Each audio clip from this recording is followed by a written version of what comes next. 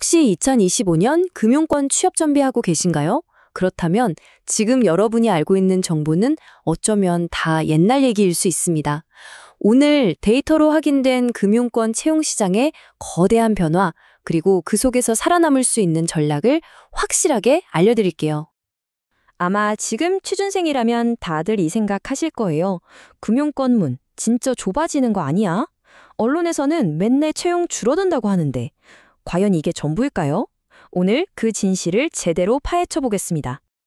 자, 바로 본론부터 들어갈게요.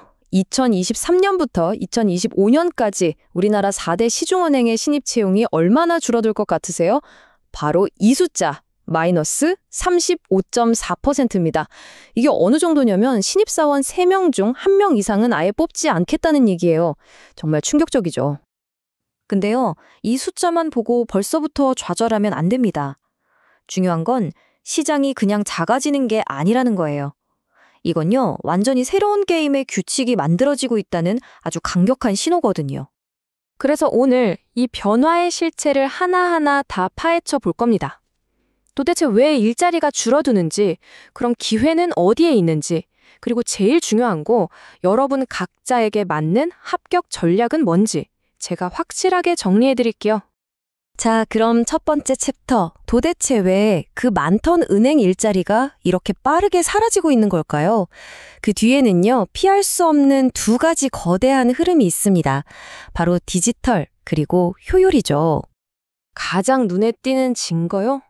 바로 우리 동네에서 은행 지점이 사라지는 거예요.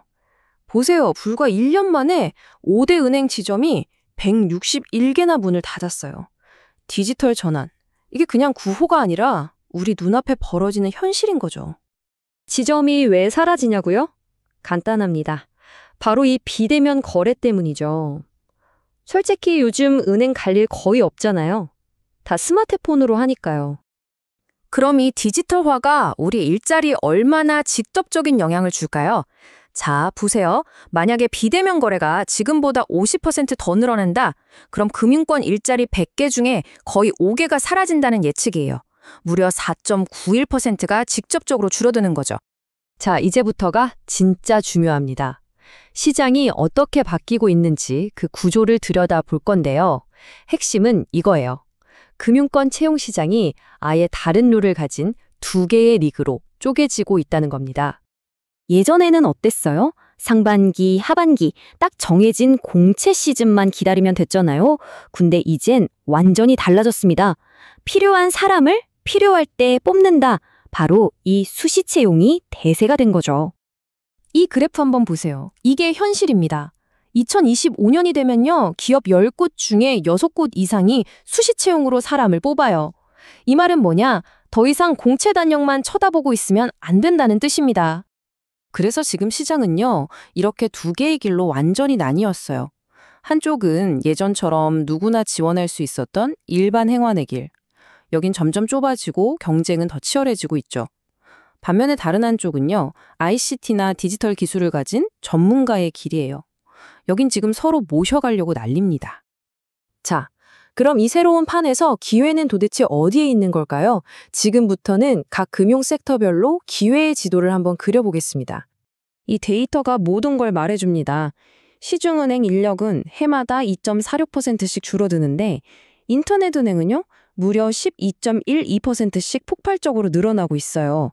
돈과 인재가 지금 어디로 쏠리고 있는지 너무나 명확하게 보여주는 거죠. 근데 이게 단순히 전통은행, 대테크 이런 단순한 구도는 아니에요. 여기서 진짜 재밌는 포인트가 나옵니다. 바로 증권사의 부활이에요. 시장이 좋아진다는 신호일까요? 메리츠증권 같은 곳은 무려 15년 만에 신입 공채를 다시 시작했어요. 인재 확보 전쟁에 뛰어든 거죠. 자, 그럼 여러분의 스타일에 맞는 기회를 한번 찾아볼까요? 나는 막 폭발적으로 성장하는 환경에서 내 기술력을 뽐내고 싶다.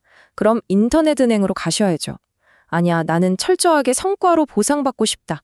그럼 증권사가 답이고요. 좀 안정적인 환경에서 계리사 같은 나만의 전문성을 키우고 싶다면 보험사, 그리고 정말 소수정예의 전문가 집단에서 커리어의 끝을 보고 싶다. 그럼 자산운용사를 눈여겨봐야 합니다. 자, 이제 가장 현실적인 얘기, 바로 돈 얘기를 해볼까요? 연봉의 흐름을 따라가 보면 인재 시장이 어떻게 바뀌고 있는지 그 지형도가 보이거든요. 이 그래프가 바로 새로운 연봉 서열입니다. 2025년 상반기 기준으로 보면요. 증권사 직원의 평균 보수가 무려 9,900만 원. 은행이나 보험사를 그냥 압도해버렸어요. 예전에 연봉킹은 무조건 은행이었는데 이제 그 공식이 깨진 겁니다. 특히 이 인재 전쟁이 가장 치열한 곳이 바로 인터넷 은행이에요. 토스뱅크가 신입 개발자 초봉으로 6,500만 원을 불렀잖아요. 이게 시중은행보다 1,000만 원 이상 높은 건데 이게 뭘 의미하겠어요? 이제 금융의 핵심 경쟁력은 기술이고 그 기술을 가진 인재라는 걸 상징적으로 보여주는 사건이죠. 자, 드디어 마지막 챕터입니다. 제일 중요하죠. 이 모든 변화 속에서 여러분은 도대체 어떤 전략을 짜야 할까요? 지금부터 IT, 이공계 전공자와 인문, 상경계 전공자를 위한 맞춤형 합격 로드맵을 딱 정리해 드릴게요. 먼저 IT 전공자분들, 솔직히 출발선부터 유리한 건 맞아요. 하지만 코딩만 잘한다고 다 드는 시대는 지났습니다. 코딩 테스트 통과는 이제 기본이고요. 내가 이걸로 뭘 만들었는지 보여주는 포트폴리오가 있어야 해요. 여기에 내가 지원하는 회사가 뭘로 돈 버는지 그 금융 도메인 지식까지 딱 갖춘다? 와, 그럼 진짜 몸값이 달라지는 겁니다. 바로 데려가고 싶은 인재가 되는 거죠. 자, 다음은 인문, 상경계 전공자분들. 솔직히 말씀드리면 이전보다 더 힘든 싸움이 될 거예요. 제너럴리스트? 그러니까 두루두루 아는 사람을 뽑던 시대는 이제 끝났습니다. 파이썬이나 SQL 같은 데이터 툴을 다루는 능력, 그리고 CFA 같은 자격증으로 나 이 분야 전문가입니다. 라고 증명할 수 있어야 해요. 핵심은 뭐다? 말로만 하는 게 아니라 데이터로 보여줄 수 있는 측정 가능한 기술입니다. 오늘 이야기의 최종 결론입니다. 더 이상 안정적인 은행원이라는 공식은 없어요. 2025년 금융권이 원하는 인재는요, 금융도 잘 알고 데이터로 증명할 수 있는 기술도 가진 바로 그런 하이브리드 전문가입니다. 변화의 파도는 이미 시작됐습니다. 이 거대한 전환 속에서 여러분은 어떤 전문가로 살아남으시겠습니까?